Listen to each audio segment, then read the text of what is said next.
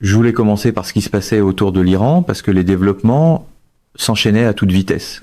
La marine iranienne avait d'abord attaqué, puis saisi 2 navires appartenant à la Mediterranean Shipping Company, le Francesca et l'Empad, et l'Iran affirmait qu'ils étaient liés à Israël. Selon l'Iran, ces navires tentaient de contourner le détroit d'Ormuz en dehors de la juridiction iranienne et en dehors des règles que l'Iran y avait imposées. Ensuite, l'Iran a tiré sur un 3e navire. En même temps, même les médias dominants reconnaissaient que ce blocus semblait s'effondrer parce que 34 transporteurs iraniens l'avaient déjà contourné et se dirigeaient vers les marchés mondiaux avec du pétrole iranien. Donald Trump avait également prolongé le cessez-le-feu, si bien que l'ensemble donnait l'image d'une situation d'attente dans laquelle les États-Unis ne voulaient pas reprendre les hostilités militaires, voulaient toujours maintenir le blocus, et pourtant l'Iran apparaissait dans une position très affirmée. C'était l'un de ces moments où la fanfaronnade de conférences de presse arrivait à l'heure, mais où le levier, lui, semblait avoir raté l'avion. Le premier point que je tirais de tout cela, c'est que, s'agissant de ce dernier développement et de l'attaque contre ces navires dans le détroit d'Ormuz, l'Iran agissait pleinement dans le cadre de ses droits au regard du droit international et des termes du cessez-le-feu. L'Iran menait un jeu très sophistiqué et très retenu. Il répondait simplement. Quoi que fassent les États-Unis, l'Iran répondait, mais sans aller plus loin. En l'occurrence, les États-Unis avaient violé les termes du cessez-le-feu en imposant leur prétendu blocus dans le détroit d'Ormuz et en plus de cela, ils avaient attaqué des navires commerciaux iraniens dans le détroit. L'Iran n'avait pas réagi de façon folle ou imprévisible. Il ne se déchaînait pas, il répondait selon une logique œil pour œil. Si les États-Unis faisaient cela, l'Iran allait maintenir le détroit d'Ormuz fermé. Et si des navires tentaient de briser le blocus iranien du détroit d'Ormuz et d'opérer sans respecter les règles iraniennes, ni les règles normales et le droit de la mer, alors l'Iran allait les attaquer. L'Iran n'avait pas pulvérisé ces navires au fond de l'eau. Il les avait simplement neutralisés pour les empêcher de faire ce qu'ils faisaient. À mes yeux, c'était pour l'Iran une manière d'affirmer que les États-Unis n'avaient pas les cartes en main et ne pouvaient pas simplement faire ce qu'ils voulaient. L'Iran disait qu'il restait prêt à revenir à la table des négociations, restait prêt à mettre fin à la guerre, mais uniquement sur la base du respect de sa dignité, de sa souveraineté, des principes fondamentaux du droit international et de l'égalité souveraine. Il était prêt à négocier, mais seulement si les termes du cessez-le-feu étaient respectés, et si ses droits fondamentaux l'étaient aussi. Cela rendait la posture familière, façon Trump, qui consiste à agir d'abord et à définir les règles, ensuite, moins stratégique qu'un mémo de briefing écrit au marqueur permanent. Je pensais aussi qu'il était important de rappeler que c'était les États-Unis qui avaient commencé ce blocus. Les États-Unis disaient répondre à un blocus iranien du détroit d'Ormuz, mais l'Iran n'avait pas réellement bloqué le détroit de la manière décrite par Washington.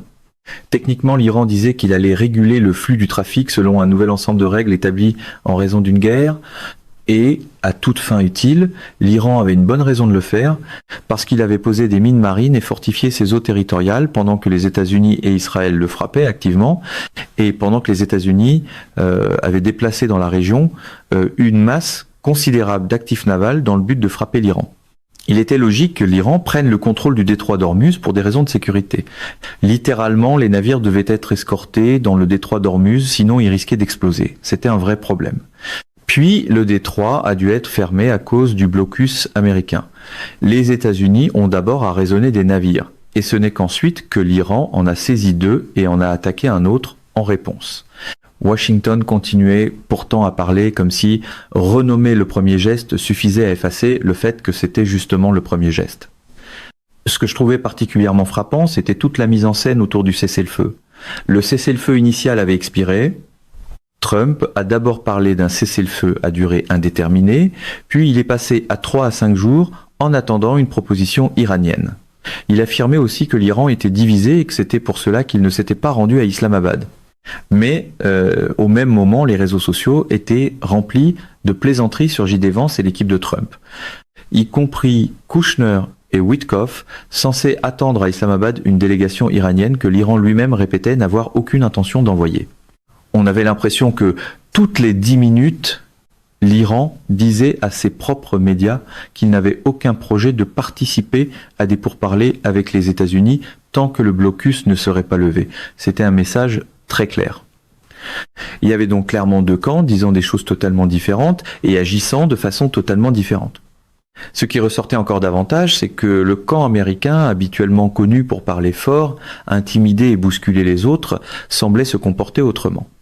On retrouvait le rythme inimitable d'un lancement médiatique du camp Trump, annoncer l'entrée triomphale, baisser les lumières, puis découvrir que la partie d'en face n'avait jamais acheté de billets. Le détroit d'Ormuz était manifestement devenu l'enjeu numéro 1. C'était devenu l'atout numéro 1 de l'Iran dans la négociation, et la principale chose qui inquiétait Donald Trump, la classe dirigeante américaine et, plus largement, les classes dirigeantes occidentales. La République islamique d'Iran existait depuis 47 ans et pendant tout ce temps, il n'y avait jamais eu de problème de navigation dans le détroit d'Ormuz. L'Iran respectait les règles des Nations Unies et le droit de la mer. Le détroit n'avait jamais été bloqué avant le 28 février 2026, lorsque les États-Unis et Israël ont lancé cette guerre. Cela signifiait qu'il n'existait qu'une variable décisive si l'objectif était de rouvrir le détroit, mettre fin à cette agression criminelle, illégale et totalement injustifiée contre l'Iran, et fournir à l'Iran des garanties de sécurité claires pour qu'il n'ait pas à subir à nouveau ce type d'attaque. Tout le monde pouvait dire vouloir la réouverture du détroit, moi aussi je voulais le voir ouvert. Le fait que 20 à 25% des flux énergétiques mondiaux passent par cette voie signifiait que sa fermeture était mauvaise pour tout le monde. C'était mauvais pour la Chine, pour l'Afrique, pour l'Amérique latine et pour l'Asie occidentale.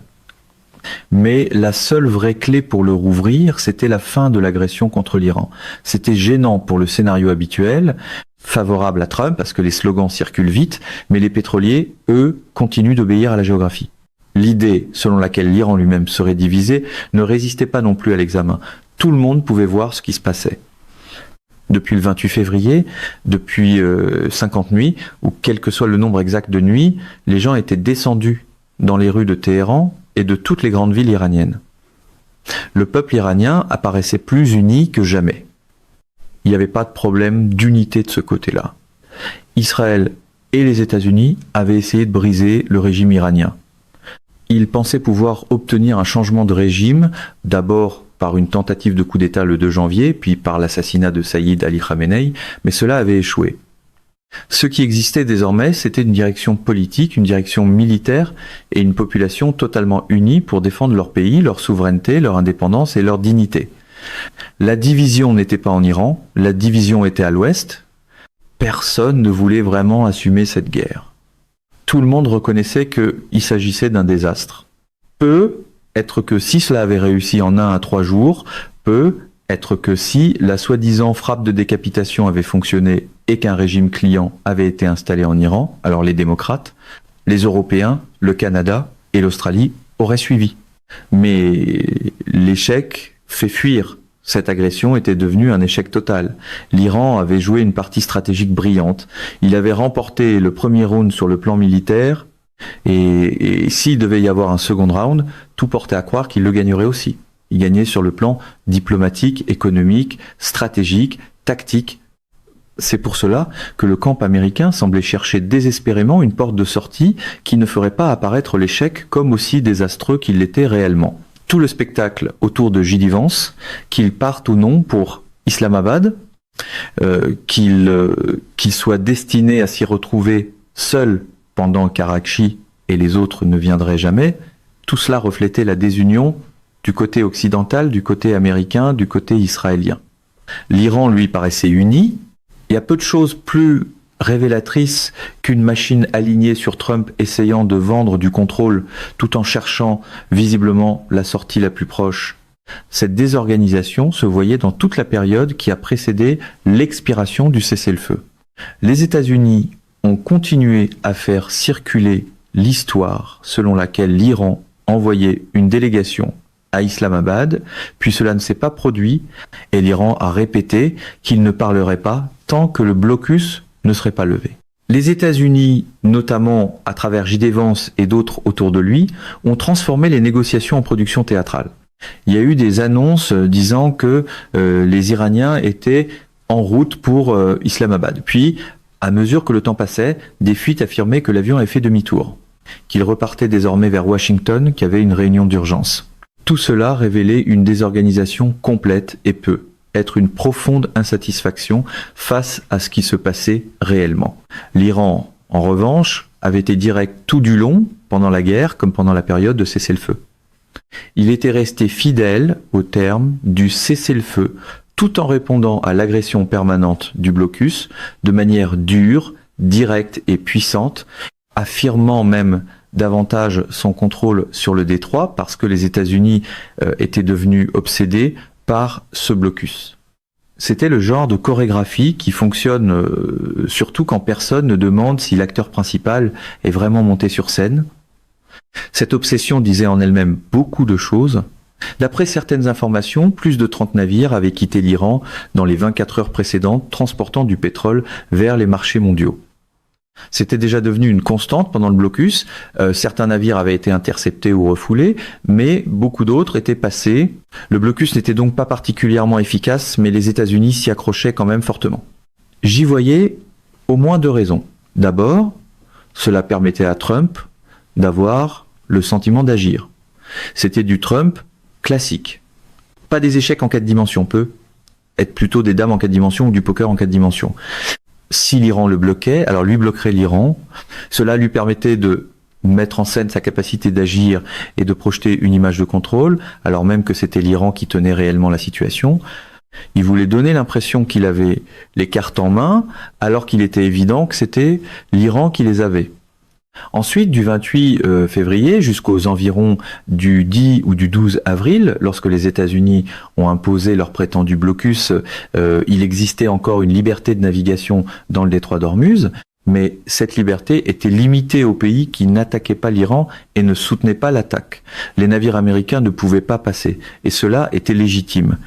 Les États-Unis et Israël avaient mené une agression brutale, détruisant des infrastructures civiles, bombardant des écoles, des hôpitaux, des systèmes énergétiques, des ponts et des immeubles d'habitation. Plus de 3000 personnes avaient été tuées et le chiffre réel était peu être bien plus élevé. 3000 morts en 40 jours, c'était un chiffre massif, le genre de chiffre que les Américains reconnaîtraient immédiatement s'ils le comparaient au 11 septembre. 168 écoliers avaient été tués à Minab dès le premier ou le deuxième jour. L'Iran était donc dans son droit, au plan juridique comme au plan moral, de frapper les intérêts américains et israéliens comme il l'entendait. Les navires chinois, indiens et sud-africains, eux, conservaient leur liberté de navigation. La logique du blocus américain n'était donc pas vraiment de résoudre quoi que ce soit. Elle revenait plutôt à dire que si les États-Unis ne pouvaient pas avoir la liberté de navigation là-bas, alors la Chine, l'Inde, l'Afrique et l'Amérique latine ne devraient pas l'avoir non plus. La mise en scène visait toujours l'image d'un homme fort décisif, alors même que les calculs de fond continuaient à déposer des objections. Cela ne résolvait toujours rien. Le problème économique mondial créé par la crise dans le détroit d'Ormuz demeurait. Le prix du pétrole avait déjà dépassé les $100 le baril. Le monde n'avait probablement vu que la partie émergée de l'iceberg. Même si le détroit rouvrait demain, les répliques duraient des mois dans les systèmes alimentaires, les systèmes énergétiques, l'industrie, les produits chimiques, les services et au-delà. À un certain point, le pétrole devient tellement cher que le coût même de l'activité économique devient insoutenable. Même la bulle de l'intelligence artificielle pourrait éclater si les centres de données ne pouvaient plus payer les volumes énormes d'énergie qu'ils consomment. Trump pouvait donc croire qu'il paraissait habile, mais en réalité, il aggravait une crise économique déjà là et probablement appelée à empirer. C'était une position intenable et tôt ou tard, il devrait revenir à la table des négociations, la queue entre les jambes. Le slogan pouvait toujours être amélioré, mais la facture énergétique, elle, restait obstinément imperméable à la persuasion. C'est exactement ce qui semblait se produire. Même Axios, qu'il faut lire avec prudence parce qu'il fonctionne comme un relais des services de renseignement, rapportait que malgré le glissement de Trump d'un cessez-le-feu à durée indéterminé vers un ultimatum de 3 à 5 jours pour que l'Iran soumette une nouvelle proposition de paix, malgré ces déclarations selon lesquelles des négociations pouvaient commencer dans 1 ou 2 jours et qu'un accord pourrait émerger en 36 à 72 heures, et malgré toutes les menaces affirmant que les États-Unis pourraient bombarder de nouveau si l'Iran ne se pliait pas à leurs exigences, Washington ne voulait en réalité en aucun cas d'une reprise des hostilités militaires. L'une des principales raisons semblait être l'ampleur même de la consommation de munitions américaines au cours de ces seules semaines de guerre.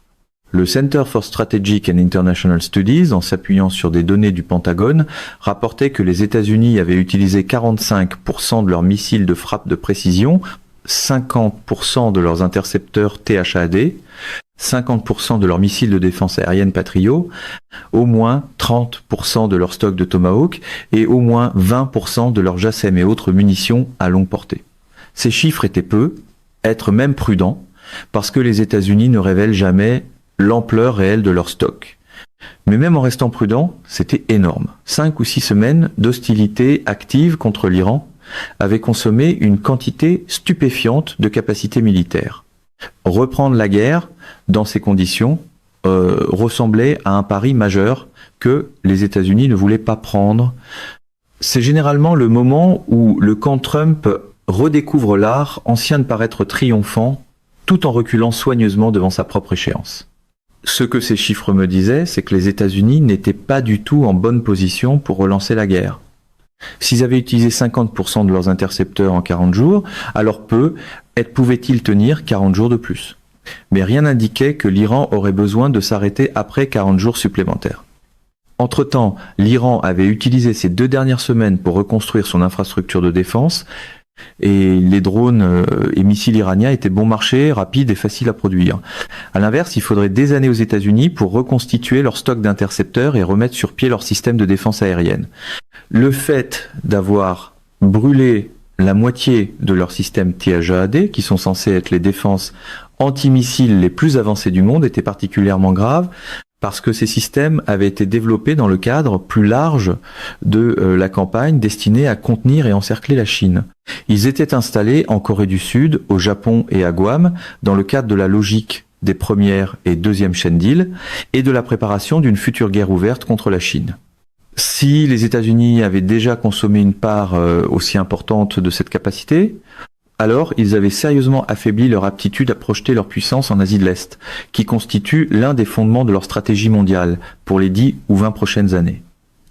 Dans le même temps, l'Iran disposait encore de plusieurs options d'escalade qu'il n'avait même pas utilisées. Il y avait des systèmes d'armes qu'il n'avait pas encore déployés. Il restait encore des infrastructures énergétiques dans le Golfe Persique que l'Iran pourrait facilement frapper et frapperait presque certainement si ses propres infrastructures énergétiques subissaient de nouvelles attaques. Si ces champs pétroliers et gaziers étaient de nouveau frappés, il pourrait riposter contre les infrastructures restantes des États du Golfe. L'Iran, en coordination avec le Yémen, pourrait aussi couper l'accès à la mer Rouge, ce qui ferait passer la perturbation bien au-delà de 20 à 25% des flux énergétiques mondiaux pour se rapprocher de 40%. Cela reviendrait à couper l'Arabie Saoudite, les Émirats Arabes Unis et Bahreïn de toute activité économique normale. Dans ce scénario, les économies des pays du Golfe s'enliseraient, l'infrastructure militaire américaine dans le Golfe pourrait être démantelée et les capacités plus larges de projection de puissance de l'Amérique, en particulier en Asie de l'Est, seraient gravement compromises. C'était un résultat intolérable du point de vue de Washington. Et une fois ces options épuisées, la seule voie qui resterait aux États-Unis serait une invasion terrestre, ce qui serait un désastre absolu. L'Iran comptait 93 millions d'habitants, et ces 93 millions étaient prêts à défendre leur pays. Une invasion terrestre produirait vraisemblablement une défaite encore pire que le Vietnam. Pour un mouvement qui préfère les images de victoire avant même la bataille, ce genre d'arithmétique est profondément impoli. C'est pour cela que je revenais sans cesse aux implications plus larges de ces développements. Les États-Unis continuaient à essayer d'agir comme s'ils avaient toujours la possibilité de reprendre les hostilités militaires, alors que l'Iran disposait d'un nombre croissant de points de pression. L'Iran avait même menacé de couper les câbles sous-marins utilisés par les navires et par les pays riverains du détroit d'Ormuz, comme les Émirats arabes unis, ce qui les priverait totalement de système de navigation et rendrait la circulation encore plus difficile. C'était une autre carte majeure, mais la question plus profonde, c'était que les Iraniens ne pouvaient pas et ne voulaient pas se contenter de moins qu'une victoire. Cela ne voulait pas dire qu'ils ne voulaient pas de paix. Bien sûr qu'ils voulaient la paix. Bien sûr qu'ils voulaient un cessez-le-feu durable, un règlement et la possibilité de reconstruire leur pays. Ils avaient subi un coût économique majeur, des infrastructures avaient été détruites, des immeubles d'habitation, des écoles et d'autres installations avaient été touchés, des centaines de milliers, peut être plus d'1 million d'emplois, avaient probablement été affectés. Les écoliers et les étudiants devaient encore suivre leurs études à distance. La vie ordinaire avait été profondément perturbée et il y avait eu des pertes humaines. Les gens voulaient retrouver une vie normale, la sécurité et la reconstruction. Mais ils n'étaient pas disposés à compromettre leur dignité, leur droit souverain d'exister en tant qu'État ou leur indépendance. C'est pourquoi on ne pouvait pas raisonnablement attendre d'eux qu'ils acceptent un cessez-le-feu fragile ou une simple pause temporaire qui permettrait aux États-Unis et à Israël de revenir 6 ou 8 mois plus tard pour recommencer. Ils n'allaient pas reconstruire pour être détruits de nouveau. Cela laissait très peu de place à l'ancienne formule trumpiste qui consiste à qualifier une pause d'historique puis à la traiter comme un abonnement renouvelable. Cela signifiait que l'Iran avait des lignes rouges claires.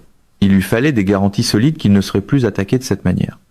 Il lui fallait que les États-Unis retirent ou au moins perdent la capacité de maintenir leur infrastructure militaire dans le Golfe Persique, y compris les bases et systèmes d'armes à Bahreïn, en Arabie Saoudite, aux Émirats arabes unis, en Jordanie, au Qatar et ailleurs.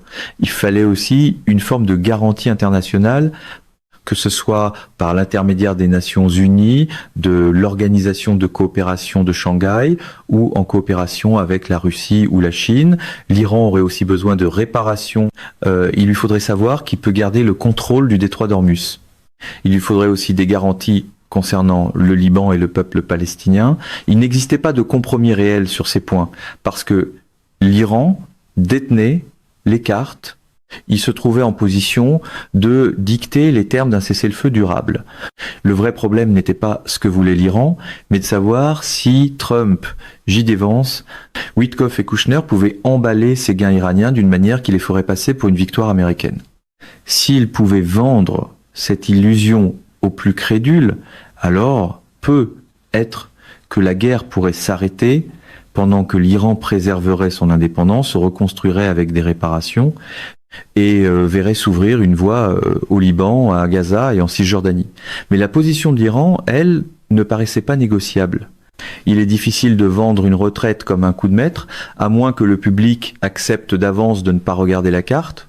Si toutes ces conditions étaient réellement remplies dans un vrai traité, dans un accord authentique reconnu internationalement, alors je pouvais imaginer que l'Iran accepterait de rouvrir le détroit tout en conservant l'infrastructure et la capacité de réaffirmer son contrôle plus tard si nécessaire.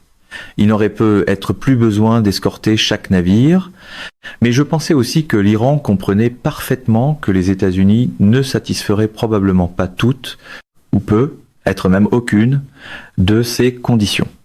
C'est pour cela que le maintien d'un contrôle ferme sur le détroit d'Ormuz, qui reste au large des frontières iraniennes et à sa portée, quels que soient les débats sur les voies maritimes internationales, était devenu une source de pression si puissante et constante. L'Iran pouvait rendre le coût du refus de ses exigences extrêmement élevé et maintenir ce coût à un niveau élevé dans la durée. Cela donnait le sentiment d'un basculement majeur du statu quo. Même si l'Iran revenait à quelque chose ressemblant à la situation d'avant-guerre, je ne pensais pas qu'il renoncerait de bon gré à sa capacité de reprendre instantanément le contrôle du trafic dans le détroit chaque fois que les États-Unis escaladeraient à nouveau. On avait le sentiment qu'un nouvel ordre régional était en train d'émerger. c'était une mauvaise nouvelle pour toute fantaisie alignée sur Trump qui voudrait faire croire qu'un micro plus puissant peut remplacer un règlement durable. Plus cela durait, et plus les États-Unis resteraient belliqueux, plus l'accord final serait mauvais pour Washington. De manière réaliste, je pensais que une structure d'accord du type du Joint Comprehensive Plan of Action, le plan d'action global commun, restait la plus plausible. L'Iran pourrait accepter des limites sur l'enrichissement de l'uranium, une surveillance par l'Agence internationale de l'énergie atomique, un enrichissement limité à certains niveaux et volumes, et peut être certaines limites dans le temps. L'Iran pourrait être disposé à revenir à un arrangement raisonnable de ce genre. Mais les termes seraient désormais bien plus favorables à l'Iran qu'auparavant, et tout accord nucléaire devrait être combiné aux garanties de sécurité déjà décrites. En d'autres termes, tout accord disponible maintenant serait déjà pire pour les États-Unis que le Joint Comprehensive Plan of Action que Trump a abandonné en 2018. Et plus la guerre durerait, plus les conditions se durciraient et moins l'Iran serait disposé à faire des compromis. Quitter l'ancien accord, puis se plaindre du prix du nouveau, c'était de l'économie version Trump à l'état pur, casser le thermostat, puis organiser un meeting sur la météo. La logique de Clausewitz s'appliquait ici aussi, rien ne peut être gagné à la table des négociations qui n'ait d'abord été gagné sur le champ de bataille. L'Iran avait déjà remporté l'essentiel sur le champ de bataille. Avec le temps, ce déséquilibre était appelé à s'accentuer parce que les États-Unis continueraient à épuiser leur système d'interception et leur stock de missiles avancés, tandis que les options d'escalade iranienne resteraient ouvertes, que les infrastructures énergétiques du Golfe Persique resteraient exposées et que davantage de cibles militaires en Israël pourraient être frappées. Si les États-Unis étaient intelligents, ils chercheraient immédiatement un accord et accepteraient le cadre de base que l'Iran avait déjà posé dans son plan en 10 points. Les parallèles avec la Russie et l'Ukraine étaient difficiles à ignorer. Tout le monde pouvait voir ce qu'était devenu la situation sur le champ de bataille là, bas. La Russie créait des faits sur le terrain depuis des années. L'Ukraine, les États-Unis et l'Europe pouvaient ne pas vouloir négocier. Mais chaque jour de retard ne faisait qu'aggraver pour eux les termes finaux. Ils prolongeaient l'inévitable et, ce faisant, l'aggravaient. Cela ressemblait beaucoup à ce qui se passait dans le Golfe Persique. Tout esprit sain ou même vaguement rationnel à Washington aurait donc dû chercher à obtenir immédiatement un accord au lieu de fantasmer sur le fait qu'envoyer un autre porte-avions, y compris le George W. Bush, aux côtés du Ford et de l'Abraham Lincoln, reviendrait d'une manière ou d'une autre à un échec et mat. Cela ne donnait pas une image de force, quand les États-Unis avaient dû jeter toutes les armes disponibles contre l'Iran pour se retrouver malgré tout dans cette position. Les États-Unis ont l'habitude de bombarder, renverser et détruire des pays sans subir de conséquences significatives. Du point de vue de la classe dirigeante, ils peuvent accepter des morts américains, mais des conséquences économiques à grande échelle, des revers militaires, la perte de quantités énormes de matériel et l'atteinte à l'image de domination impériale américaine sont beaucoup plus difficiles à accepter, et dans cette guerre, ces conséquences étaient devenues inévitables. L'ancienne mise en scène de la pression maximale sonnait tout autrement une fois que tout le monde pouvait voir le manomètre. Cela m'amenait à la Chine, parce que cette guerre ne pouvait pas être séparée du tableau mondial plus large. La Chine avait subi une attaque indirecte à travers le blocus lui-même. De nombreux responsables américains, y compris Scott Bessent, avaient ouvertement laissé entendre que ce blocus visait en partie la Chine. La Chine avait condamné le blocus, avait dit vouloir le détroit ouvert, mais n'avait pas condamné de la même manière les actions de l'Iran dans cette zone. Si l'on regardait la question plus largement, cette guerre n'était clairement pas seulement une guerre contre l'Iran. Si elle n'avait été qu'une tentative de renverser un gouvernement que Washington n'aimait pas, cela aurait pu être tenté à n'importe quel moment des 47 dernières années, et plutôt aurait sans doute offert de meilleures chances parce que l'Iran aurait été moins préparé. Mais Washington avait choisi ce moment parce que cette guerre s'inscrivait dans une stratégie régionale et mondiale plus large. Sur le plan régional, elle croisait directement la question palestinienne. Depuis 47 ans, l'Iran était le principal soutien étatique de l'indépendance palestinienne, de la souveraineté palestinienne et de la résistance palestinienne, non seulement en termes diplomatiques, mais aussi par les armes, la logistique, la formation et l'argent. L'Iran avait été crucial pour maintenir en vie la lutte palestinienne contre l'apartheid, l'occupation et le génocide.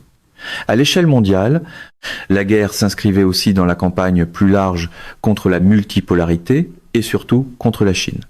L'Iran entretient des liens diplomatiques et économiques extrêmement forts avec la Chine. Il est un acteur majeur des nouvelles routes de la soie. Il a conclu avec la Chine un accord bilatéral très important d'environ 250 milliards de dollars, fortement centré sur l'énergie. L'Iran fournit du pétrole et du gaz à la Chine. Cela signifie que déstabiliser l'Iran, contrôler la mer Rouge et le détroit d'Ormuz et remplacer le gouvernement iranien par un pouvoir plus docile aiderait aussi les États-Unis dans leurs efforts pour affaiblir, contenir et encercler la Chine. La même logique était visible au Venezuela, où le régime Trump avait enlevé Nicolás Maduro et Cilia Flores le 3 janvier et pris le contrôle des systèmes pétroliers vénézuéliens. Les États-Unis disaient qu'ils n'allaient pas couper les exportations de pétrole vénézuélien vers la Chine, mais cela passait à côté de l'essentiel. Le contrôle crée en lui-même la possibilité de couper le flux plus tard, si on le souhaite. Le même principe s'appliquait à l'Asie occidentale. Si les États-Unis pouvaient dominer les points d'étranglement énergétique entre le Moyen-Orient et l'Asie, alors en cas de future guerre ouverte contre la Chine, ils pourraient tenter d'imposer un blocus énergétique. Cette façon de penser est bien présente dans les cercles stratégiques américains, où beaucoup estiment que les prochaines années pourraient être la dernière fenêtre pour affronter la Chine avant que sa modernisation militaire ne rende cela impossible. Personnellement, je ne pense pas qu'un tel affrontement soit gagnable pour les États-Unis, même aujourd'hui, mais c'est manifestement ainsi qu'il résonne. L'Iran compte donc non seulement pour lui-même, mais aussi parce qu'il est un État profondément souverain, anti-impérialiste, étroitement lié aux BRICS, à l'Organisation de coopération de Shanghai, à la Russie, à la Chine, à la Palestine, au Venezuela, à Cuba, au Nicaragua et à bien d'autres États de résistance. Sortir l'Iran de l'échiquier aurait des implications majeures dans toute l'Asie occidentale et à travers l'Eurasie. C'était la vieille habitude de l'ère Trump qui consiste à appeler cela endiguement, alors qu'il s'agit en réalité d'essayer de mettre toute la carte à crédit. L'ironie, c'est que cette guerre produisait exactement l'inverse de ce que Washington voulait. Au lieu de renforcer la position militaire des États-Unis, elle l'avait affaiblie. Au lieu de renforcer la position économique des États-Unis, elle l'avait aggravée. Et sur le plan diplomatique, le basculement était remarquable. Quelques mois plus tôt, une grande partie de l'opinion libérale occidentale avait accepté le portrait médiatique de l'Iran comme d'un régime terrible et répressif. Désormais, en dehors des cercles néolibéraux et impérialistes les plus endurcis, de larges pans de l'opinion voyaient l'Iran comme combattant au nom du reste du monde contre la classe Epstein. Ce sentiment grandissait, non seulement à Londres ou à New York, mais bien au-delà. Et cela ne s'arrêtait pas là. Ces mêmes opinions se montraient de plus en plus solidaires de la Palestine et de plus en plus disposées à voir la Chine sous un jour favorable. Le service communication de Trump World continuait de promettre une domination restaurée, alors que le résultat réel ressemblait de plus en plus à un tutoriel mondial sur la démesure. Dans cette situation, la Chine avait joué une partie diplomatique prudente et très disciplinée. Elle avait apporté un soutien de facto à l'Iran, défendu fermement la souveraineté iranienne, appelé très clairement à une cessation immédiate des hostilités et critiqué en termes directs Israël comme les États-Unis. Pendant ce temps, si les États-Unis étaient réellement en train d'épuiser leurs stocks de missiles et leurs inventaires de défense aérienne, alors la position militaire relative de la Chine s'améliorait. En plus de cela, la Chine avait été très active diplomatiquement, mettant en avant une proposition de paix en 4 points et travaillant étroitement avec le Pakistan en vue d'un cessez-le-feu et d'une issue négociée. Ainsi, sur le plan politique et diplomatique mondial, la Chine y gagnait. Les États-Unis, à l'inverse, avaient complètement perdu le masque. La guerre était censée ralentir la trajectoire multipolaire, mais elle la favorisait plus probablement qu'elle ne la freinait. Voilà le risque d'un gouvernement par le spectacle. Parfois, le public sort de la représentation avec la leçon exactement inverse. Cela se voyait aussi sur le terrain, en Chine. Je n'y percevais aucun vent de panique. Les gens parlaient bien sûr de la guerre et de ses problèmes, mais je n'ai vu aucun signe sérieux indiquant qu'ils pensaient qu'elle allait dévaster la Chine ou placer la Chine dans une position particulièrement vulnérable. Bien au contraire. Les analystes chinois semblaient lucides sur le profil énergétique du pays et sur le niveau ainsi que le type de soutien que la Chine pouvait apporter à l'Iran. Il y avait aussi, même parmi les gens ordinaires, une tendance très nette à identifier les États-Unis comme les fauteurs de guerre.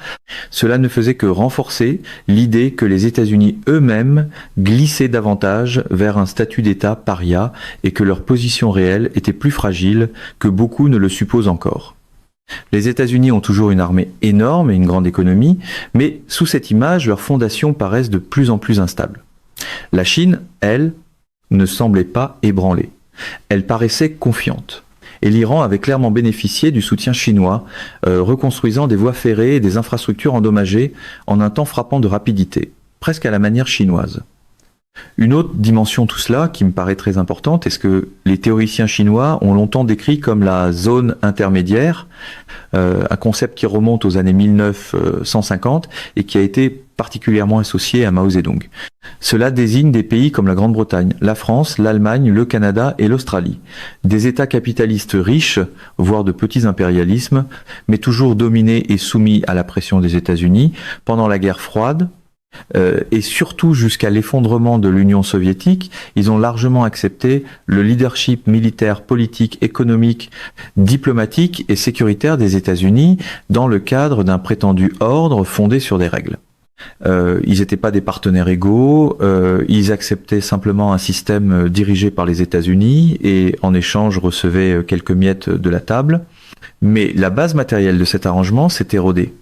Il y avait déjà eu des signes avant-coureurs en 2003, lorsque la France et l'Allemagne avaient refusé de participer à la guerre d'Irak. À présent, ce déplacement apparaît bien plus nettement. Aucun pays n'a vraiment voulu s'aligner complètement sur les États-Unis et Israël dans la guerre contre l'Iran. Même les dirigeants occidentaux les plus dociles ne veulent pas être compromis, en partie parce qu'ils savent que cette guerre est perdue et que personne ne veut être associé au camp perdant. Mais aussi parce qu'ils savent qu'il s'agit d'une violation claire et flagrante du droit international qui ne bénéficie pratiquement d'aucun soutien populaire. Et ces gouvernements sont déjà très impopulaires dans leur propre société. Même le cheur habituel de Washington semblait comprendre que la gesticulation façon Trump est beaucoup moins séduisante lorsqu'elle se greffe à un fiasco évident.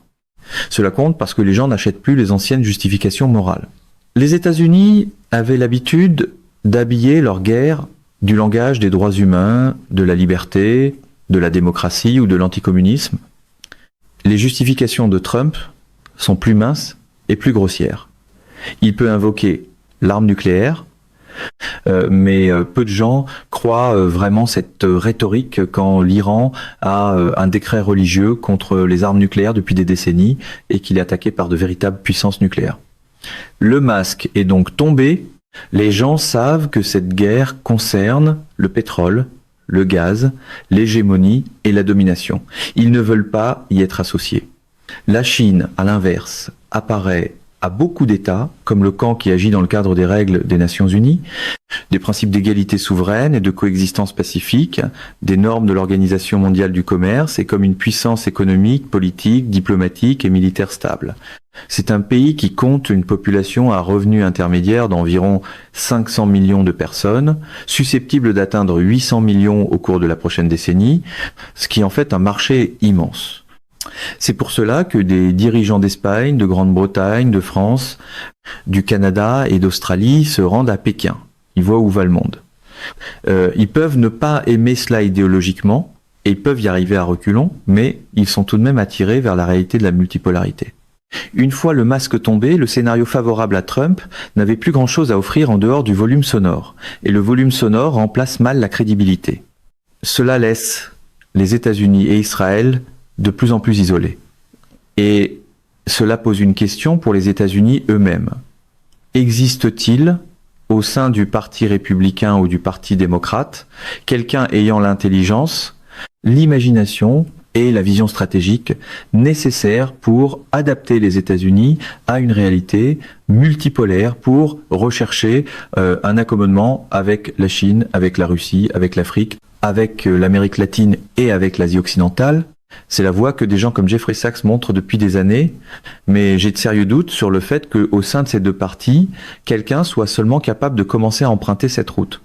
Tant que la situation politique américaine ne changera pas de manière plus fondamentale, ces partis resteront dominés par des oligarques, des monopoles, des industriels de l'armement, des banquiers et les mêmes forces enracinées, liées à la fois à Washington et à Israël. Et tant que cela ne changera pas, je soupçonne que la poussée vers la confrontation se poursuivra, même à mesure que les limites et les faiblesses de la puissance américaine deviendront plus évidentes. Pour l'instant, trop d'instincts hérités de l'ère Trump semblent encore confondre l'escalade avec la force et la théâtralité avec l'art de gouverner.